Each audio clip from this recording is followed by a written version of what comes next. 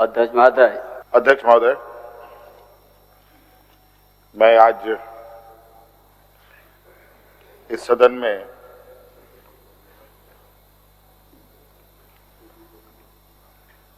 आदरणीय चंपई सोरेन जी के विश्वास मत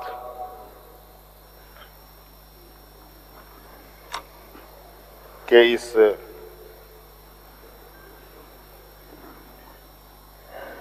अभ्यास का हिस्सा बन रहा हूं और हमारी पूरी पार्टी और पूरा गठबंधन दल आदरणीय चंपई सोरेन जी को समर्थन करता है और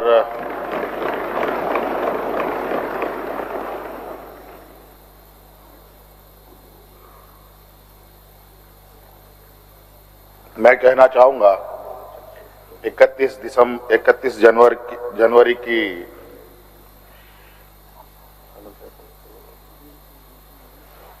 जो काली रात, काला अध्याय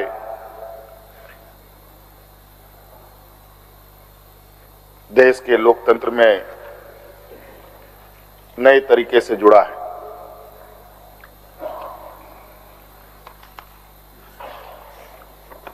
इकतीस तारीख रात को देश में पहली बार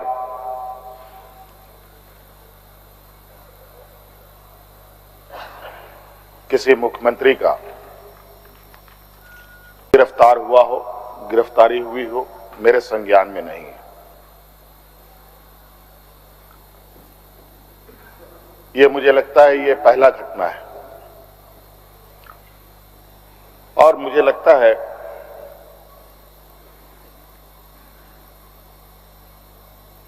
इस घटना को अंजाम देने में कहीं ना कहीं राजभवन भी शामिल रहा है।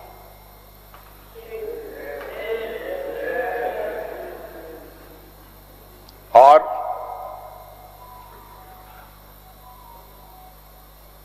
जिस तरीके से ये घटना घटित हुई है, मैं बहुत आश्चर्यचकित हूं।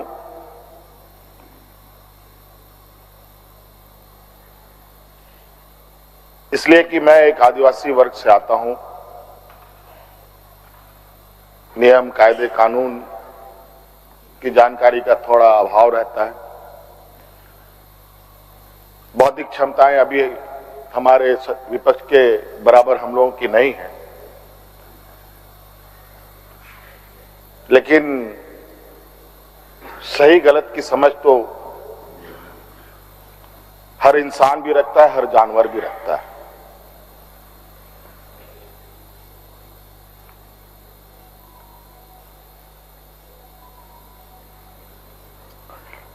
अध्यक्ष महोदय, बड़ी सुनियोजित तरीके से, बड़े लंबे समय से 2022 से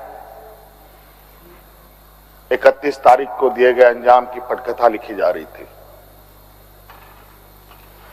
बड़े तरीके से उस पकवान को बहुत धीमी आंच में पकाया जा रहा था,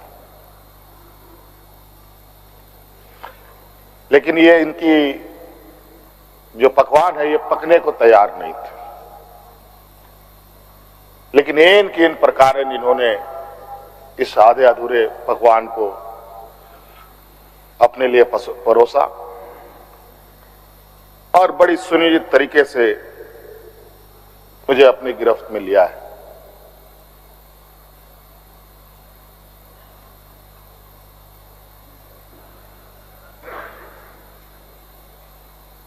और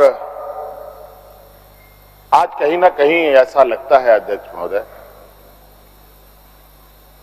कि बाबा भीमराव अंबेडकर जी का जो सपना था कि सभी जात धर्म के लोग एक समान प्लेटफॉर्म पे आए, एक बराबरी और एक साथ चले, मुझे लगता है कि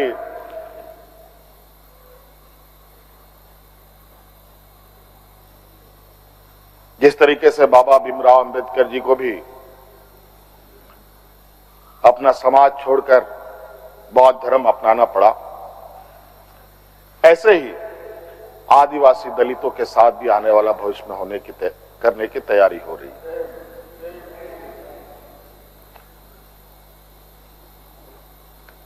सुनियोजित तरीके से अनेकों कालखंड को देखेंगे अध्यक्ष महोदय, जो इन आदिवासी, दलित, पिछड़े, अल्पसंख्यक के ऊपर अत्याचार हुए हैं, वो अत्याचार अध्यक्ष महोदय नए नए चेहरे, नए नए शक्ल, नए नए रूप में दिखते रहे हैं। आज उसी का जीता जागता उदाहरण 31 जनवरी को देखने को मिला है।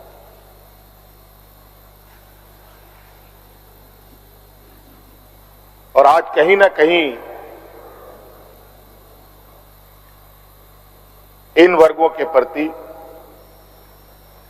जो हमारे सत्ता पक्ष की घृणाएं हैं, ना जाने इनकी घृणाएं इतनी, इनको ताकत कहां से मिलती है, ये हमारे समझ से परे है।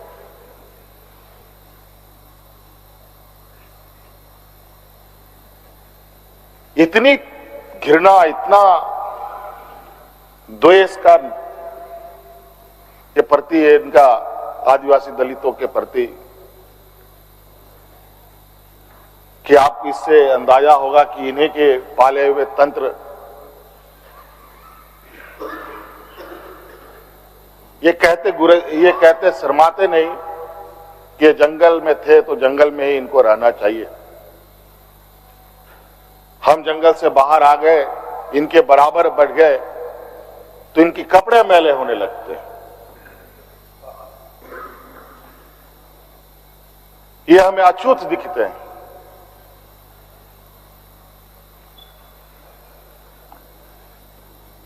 और इन्हीं विडंबना को तोड़ने के लिए हमने एक प्रयास किया था अध्यक्ष महोदय, क्योंकि झारखंड आदिवासी, दलित, पिछड़ा राज्य है, इन समूह को आगे बढ़ने का,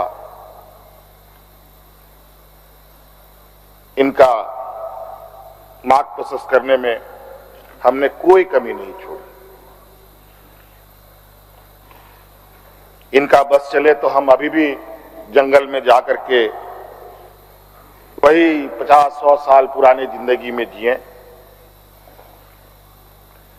और मुझे इसका आभास था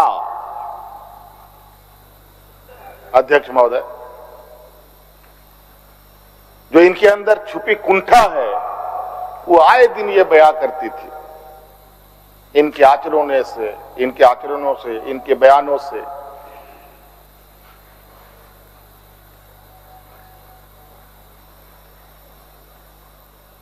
लेकिन हमने हार नहीं मानी है अध्यक्ष महोदय। इनको लगता है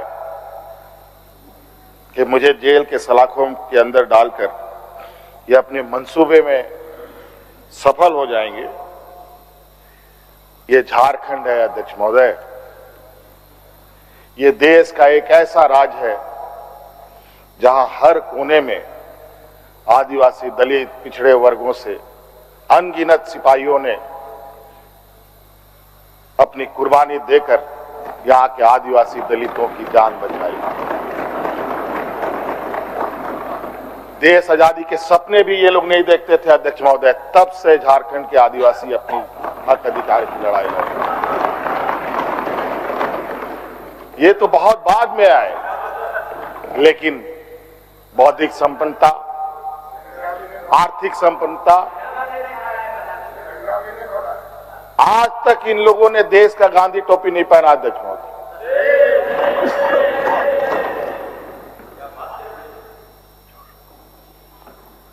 अध्यक्ष महोदय, ईडी, सीबीआई, इनकम टैक्स, जिनको देश के विशेष और काफी संवेदनशील व्यवस्थाएं कही जाती है, जहां करोड़ों रुपया, 12 लाख, 14 लाख करोड़ रुपया डकार कर इनके सहयोगी विदेश में जाके बैठे हैं, उनका एक बाल बाका करने का औकात इनके पास नहीं है। इनके पास औकात है देश के आदिवासी, दलित, पिछड़े के ऊपर और बेगुनाह लोगों पर, और उसमें भी गुनाह किया हो तब की बात तो अलग है, बेगुनाहों पर अत्याचार कर। आज मुझे किस लिए अरेस्ट किया गया अध्यक्ष महोदय? 8.5 एकड़ जमीन के घोटाले पर। अगर है हिम्मत सदन में तो कागज पटक कर दिखाए कि 8.5 एकड़ का जमीन हेमंत सोरेन के नाम पर है। अगर होगा मैं उस दिन से राजनीति से इस्तीफा दे दूंगा।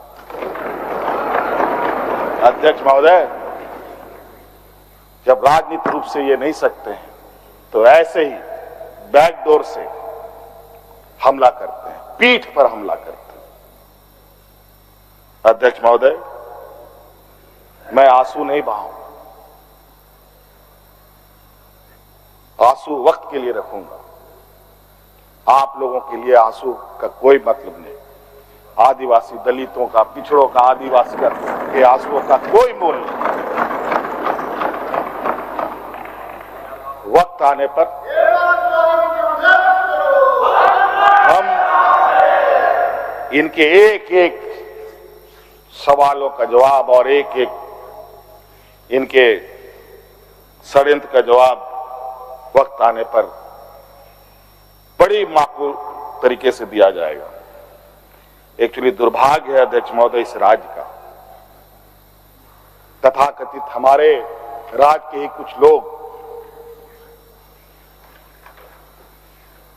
जो ऐसे सामंती विचार वाले के चरणों में जाकर के झुककर उनकी सेवा और पूजा अर्चना में लगे।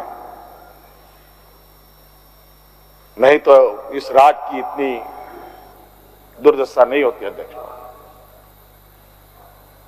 राज अलग हुए 23 साल हो रहे हैं, 24 साल हो गए अध्यक्ष महोदय। किसने सबसे अधिक राज किया इस राज्य में? ये मुझे बोलने का जरूरत नहीं है, किसी को बताने की भी जरूरत नहीं। सब अपने गिरेबान में देखें, सबको पता चलेगा कौन कहां बैठा, किसने क्या काम किया। घोटाले इनको 2024 से ही नजर आ रहे हैं, 2000 से नजर नहीं आ रहे, 2019 से ही इनको नजर आ रहे हैं। आज ये नहीं चाहते अध्यक्ष महोदय देश का आदिवासी, दलित, पिछड़ा, अल्पसंख्यक देश के सर्वोच्च स्थान पर पहुंचे। ये नहीं चाहते कि ये जज बने, ये नहीं चाहते ये IAS IPS बने, ये नहीं चाहते ये राजनेता बने। इन्हीं के साथ बैठे लोग हैं। इन लोगों ने भी आदिवासी नेता बनाया था मुख्यमंत्री। बता दीजिए इन कितने आदिवासियों ने 5 साल पूरे किए। और मुझे पता था कि मुझे भी 5 साल पूरा करने में रोड़े अटकाएंगे। और नतीजा ये हुआ, आखिरी सांस तक कुछ भी करो 5 साल पूरा नहीं होना चाहिए, रिकॉर्ड में नहीं लिखना चाहिए, रजिस्टर में नाम नहीं आना चाहिए। बस यही। अध्यक्ष महोदय, हम लोगों ने सर झुकाकर चलना नहीं सीखा। यही खासियत है आदिवासियों। लेकिन होता है कि सरसों में ही भूत है तो सारा भूत भागेगा कहां? माफ कीजिएगा, सरसों में ही भूत है तो भूत भागेगा कहां? यहां कुछ भूत ऐसे भी हैं जिसकी वजह से ये कठिनाइयों का सामना करना पड़ता है। बहुत प्रयास हुआ, जब जब हम लोगों ने अलग राज्य का परिकल्पना किया तब भी इन लोगों ने हंसी उड़ाई कि आदिवासी लोग अलग राज लेगा। जब हम सत्ता में आए, आदिवासी सत्ता चला पाएगा, कुछ दिनों में गिर जाएगा। मैं हवाई जहाजों में चलता था अध्यक्ष महोदय, उसमें भी इनको तकलीफ। मैं 5 स्टार होटलों में रुकता था, उसमें भी इनको तकलीफ। मैं BMW कार में घूमता हूं, उसमें भी इनको तकलीफ। 10 लाख का सूट वाले से तकलीफ नहीं है।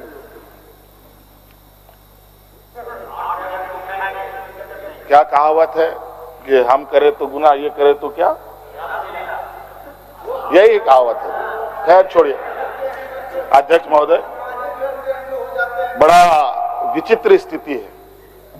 अब जो स्थिति दिखाई दे रहा है अध्यक्ष महोदय, कुल मिलाकर झारखंड के परिप्रेक्ष्य के अलावा पूरे देश के पैमाने में अब आदिवासी, दलित, पिछड़ा, अल्पसंख्यक सुरक्षित नहीं। विशेषकर झारखंड में तो यहां के खनिज संपदाओं को, जो वर्षों से इस पर लोगों की गिद्ध नजर है और आगे भी रहेगी, ये तो हम थे अध्यक्ष महोदय, ये बहुत फूक फूक करके उनको आगे बढ़ना पड़ता था। ये खुला दरवाजे की आदी हो चुके हैं, इनको कोई रोक टोक नहीं कर सकता। जो इनके सामने आएगा वो इसी तरीके के अंजाम से उनको गुजरना पड़ेगा। और इनको लगता है ऐसे अंजाम देने से झारखंड के लोग घबरा जाएंगे। ये आप लोगों की बहुत बड़ी भूल है, और इतनी बड़ी ये भूल होगी जो झारखंड का इतिहास आपको कभी माफ नहीं करेगा। अध्यक्ष महोदय,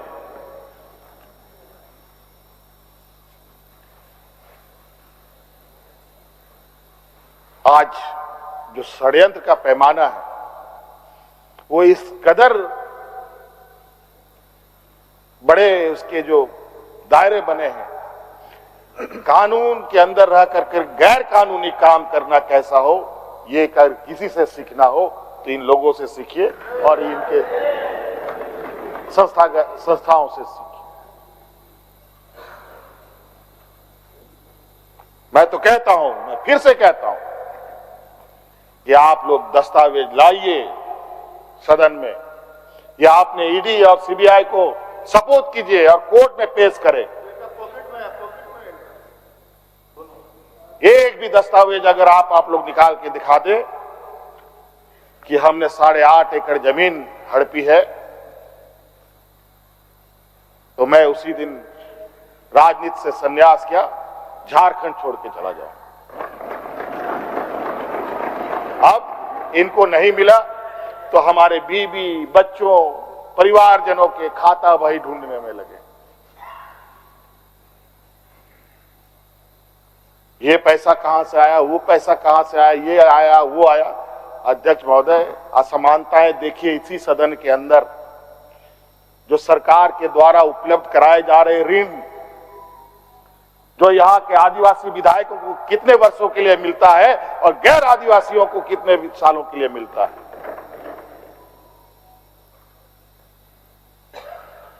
इस विषय पर गंभीरता से सोचने की आवश्यकता है। देखो, ये बहुत लंबी लड़ाई है। आज जिस तरीके से बड़ा मछली छोटा मछली को खा जाता है, सामाजिक व्यवस्था में भी यही कहानी है। एक बड़ी व्यवस्था छोटी व्यवस्था को खाने का हर बरकस प्रयास करती है। प्रभु राम का प्राण प्रतिष्ठा हुआ 22 जनवरी को। राम राज आ गया, पहला कदम बिहार पड़ा। बेचारा एक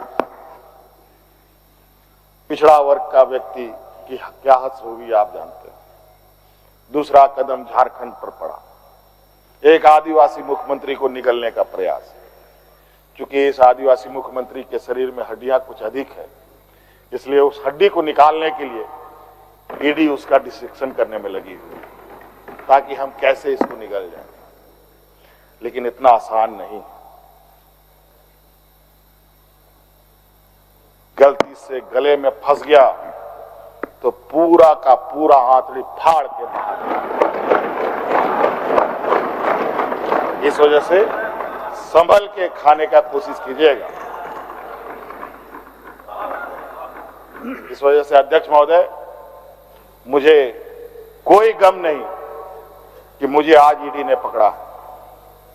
जिस तरीके से बंधुदा का सदस्यता लिया, ये आप चुनाव नहीं लड़ सकते हैं। हो सकता है मेरा भी ये आस करे। सत्ता लुलुपता के लिए हम लोग कभी नहीं आए अध्यक्ष महोदय। लेकिन ये बात मैं इस सदन में कहना चाहूंगा कि झारखंड मुक्ति मोर्चा का उदय झारखंड के मान सम्मान स्वाभिमान को बचाने के लिए हुआ है। और इस मान सम्मान स्वाभिमान के प्रति जो भी बुरी नजर डालेगा उसको हम मुंह तोड़ जवाब देंगे, चाहे राजनीतिक रूप से हो, चाहे कानूनी रूप से हो, चाहे वो किसी भी जंग मैदान में हो। ये हमारा संकल्प है। ना हम पीछे हटे हैं, ना हम लोगों ने पीठ दिखाई है अध्यक्ष महोदय। इसलिए अध्यक्ष महोदय, मुझे तो कोर्ट का आदेश है कि मीडिया के सामने या बाहर वक्तव्य नहीं देना है। तो हमने ईडी वाले से पूछा, क्या सदन में भी बात नहीं रखनी है? तो उन्होंने ये भी कहा, नहीं सदन में भी आप नहीं रख सकते। हम बोले वाह। तो मैंने कहा कि आइए स्पीकर साहब के टेबल में खड़े हो जाइए, बैठ जाइए, वहां से आदेश जारी कीजिए, फिर हम चुप हो जाएंगे। ये स्थिति है अध्यक्ष महोदय। अब उस दिन का इंतजार है। अभी तो गवर्नर हाउस का कोरम पूरा हो गया। अब विधानसभा से लोग कब अरेस्ट होंगे, राष्ट्रपति भवन से कब अरेस्ट होंगे, लोकसभा राज्यसभा से लोग कब अरेस्ट होंगे? अध्यक्ष 150, 200 सांसदों का निलंबन। क्या अध्यक्ष महोदय ये इतिहास के सुनहरे अक्षरों में लिखा जाएगा? अध्यक्ष महोदय, बड़ी विचित्र स्थिति देश में। और मैं ये कहना चाहूंगा अध्यक्ष महोदय, विशेषकर आदिवासी दलित पिछड़े भाइयों से, आप तैयार हो जाएं। अब शोषण की एक नई परिभाषा गढ़ने जा रही है। अगर अपने आप को आपने कमजोर किया तो आने वाली पीढ़ी कभी माफ नहीं करेगी। तो अध्यक्ष महोदय, राज्यपाल महोदय आए और 32 पेज का इन्होंने अभिभाषण पढ़ा। हम लोग लाख चिल्लाते रहे। अध्यक्ष महोदय, अभिभाषण पढ़ के क्या होगा जब देश में लोकतंत्र ही नहीं बचेगा? आज हर चीज पिछले दरवाजे से हो रहा है। अध्यक्ष महोदय, खैर इतना तो हम लोग बुद्धि ज्ञान है नहीं, लेकिन समय ऐसा भी नहीं है, समय से बड़ा बलवान धरती में कोई नहीं है। और वक्त फिर घूमेगा और फिर हम आपके सामने उपस्थित होंगे और इतनी मजबूती के साथ उपस्थित होंगे कि फिर जो षड्यंत्र कर रहे हैं वो षड्यंत्र आपके धरे के धरे रहे और इस देश के और अपने राज्य के आदिवासी दलित पिछड़ों के लिए जो संघर्ष करना होगा वो करते रहेंगे। धन्यवाद। माननीय सदस्य।